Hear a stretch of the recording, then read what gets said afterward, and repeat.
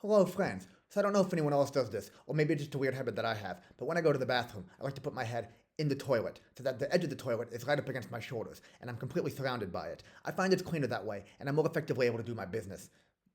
Wait, sorry, that came out wrong. Sometimes, in all my etymological pursuits, I get confused and mix up modern words with meanings they had in the past. It's definitely created some confusion at times, and I guess in this case, it made for a weird introduction to this video. The problem is, the word toilet means something very different now than what it used to mean. Back in the day, the toilet was not the fixture that it is nowadays. In fact, it wasn't a fixture at all. It was more of a cloth, and it wasn't one that you needed while relieving yourself, so to speak. Instead, it was one that you wrapped around your shoulders while powdering your hair, or shaving, or whatever your grooming routine entailed. At least, that's what it was primarily used for in the 1500s, when the word first appeared in English. It was borrowed from the French toilette, and not toilette as in towelette, the diminutive of the towel, which is a Germanic origin and is therefore unrelated, but instead toilette, which meant little cloth, and was a diminutive of toile, an old French word which meant both cloth and web, as in toile d'araignée, or spider web in modern French. Toile is itself descended from the Latin noun tela, which likewise meant web or loom, which some of you Spanish speakers may recognize. Anyway, this toilette, as it was called back in the day, was wrapped around the shoulders to protect clothes while people did their grooming. Eventually, the cloth went from being on shoulders to being spread out on a dressing table, on which people would put mirrors, hairbrushes, and other